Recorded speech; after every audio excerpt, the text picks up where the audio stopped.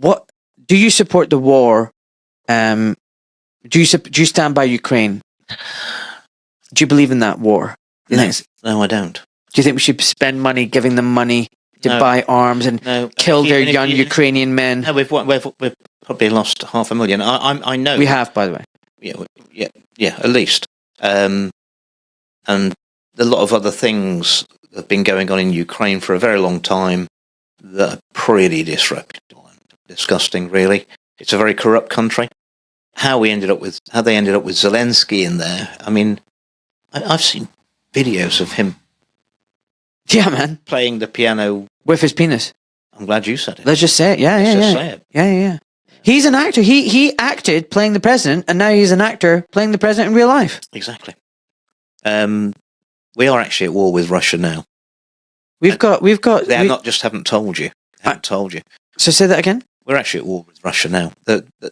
I met with Andrei Kelin, the Russian ambassador in London, a couple of months ago, and he said that we know that your people are firing those Storm Shadow missiles at us out of Ukraine because you couldn't train the Ukrainians to do it. We know you're doing it, and I mean everybody knows that there are lots of US, UK, French. The French are in there. I thought it was the Brits were down on the ground and special advisors, training sessions and teaching them and showing them. Isn't that how? But they were apparently. That's how we started with the Vietnam War. Yeah. Dude, what the frack are we doing poking the bear? That's really stupid. They're determined to get us into a war with Russia, and thank God we've got someone in Putin who at least has got some brains. Now you sound like a Putin lover. Well, I'm not. I'm not convinced any of them are any good. But at the end of the day, if you look at the facts, since 91...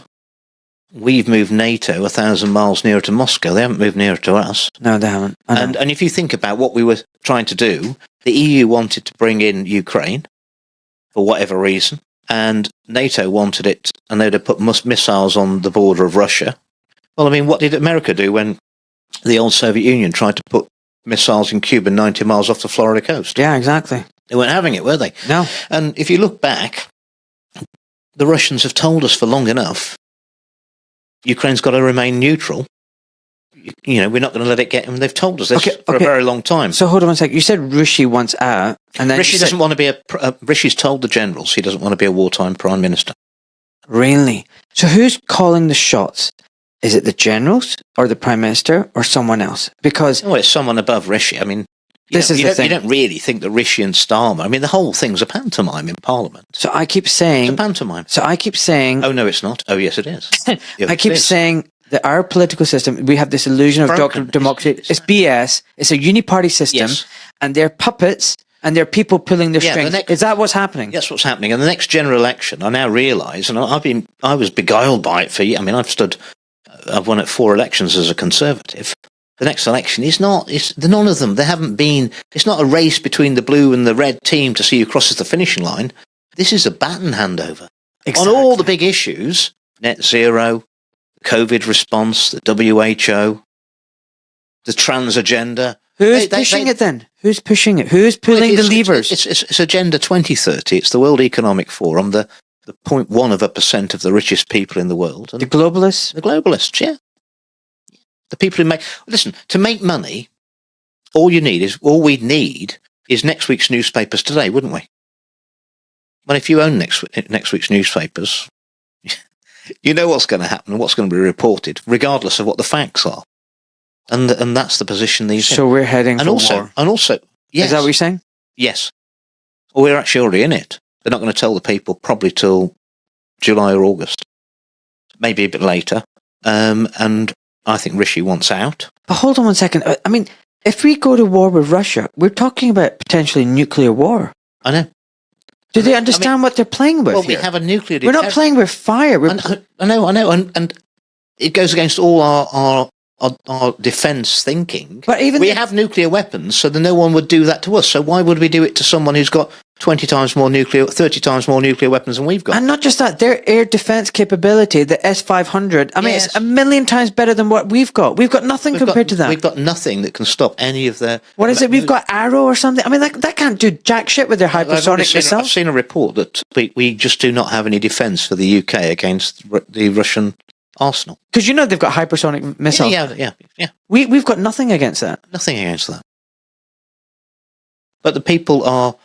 So the people pulling the strings don't give a frack whether we go up in smoke or not. I mean, to me, I think a lot of it is... They're trying to put Russia into a position. They're poking them enough. And let me think, what sort of thing is going to happen? Some sort of attack on...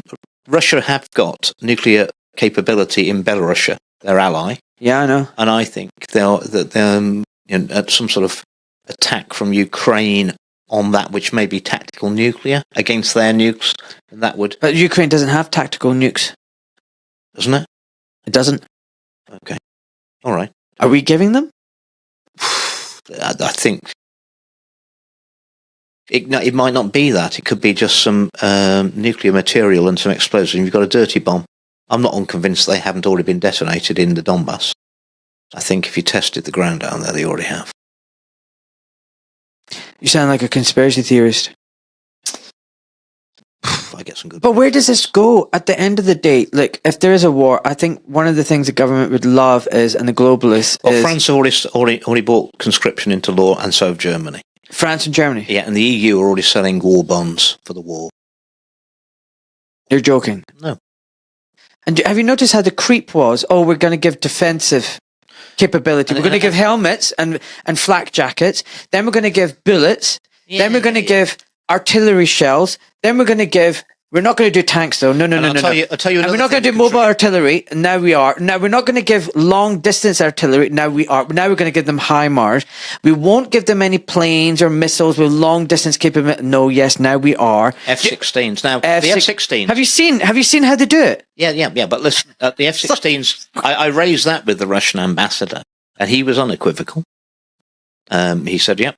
The F-16s, he said, we're not bothered about that. Their air defense capability will shoot them down. Well, they're a fourth-generation fighter. They're not as good as the latest stuff we've got, but, I mean, they're a lot better than anything else. Well, I think the Russian planes are pretty damn good. We'll see. But the fact is that they're very, very high-tech. They're more high-tech than anything the Ukrainians have got. And the Russians know there's only 2 or possibly 3 runways in the whole of Ukraine that are long enough and flat enough for them to take off from. Well, they can sort those out, yeah?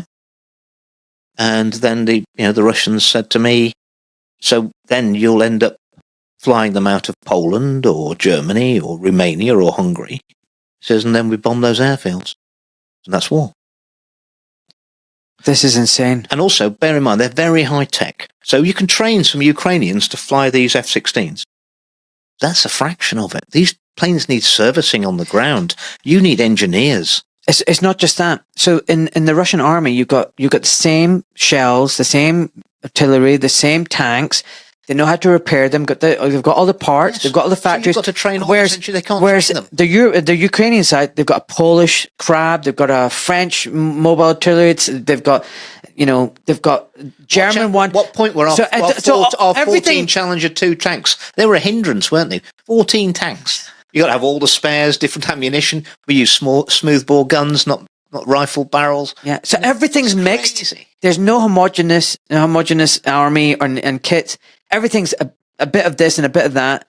And the Ukrainians actually don't even like the kit. They're like, we actually can't fight with this. This is garbage. We'd rather deal with our Soviet Union stuff. At least it's reliable and works. So we're poking the bear and losing. And any war will be an absolute disaster. Well, how can Ukraine win? It's not going to win. Well, the Ukrainian people have fought valiantly, but I mean, it's a country that started out of 44 million people. There's probably about 20 million there. A lot are dead, and the rest have left the country, and they're never going to come back. So it's destroyed Ukraine against, 130 million Russians? It's into a war of attrition. There's only going to be one winner. But I don't understand why the war, other than the fact that the bankers want to bring in their digital currency, Well, all that and money- you know all that- all the that fiat money- system. They want to clear the slate, clear the table, and let's get rid of all the debt. Wars are wonderful. Wars are great for business. Absolutely. Let's For bring in some a new people. financial system. For some people, but they for the average Brit, they're going to want our gold and our children off us, and they're not having it. They will, won't they? They will, yeah. Yeah. So explain what you mean by the gold and the They children. want the taxes, and they want our children to go and fight. I don't think they're going to go. What are we fighting for? Our freedoms. What freedoms? Well, exactly. This is where we are now, and yeah, we're already in a war. Okay. We're in a war on all fronts. Humanity is under threat as never before. War on our minds. War on our freedoms. Yeah. War on our nature. War on our food, health. Yeah. Everywhere you look, there's war everywhere. Absolutely. And yeah, and the tin lid will be put on it when we can have a world war and nuclear exchanges.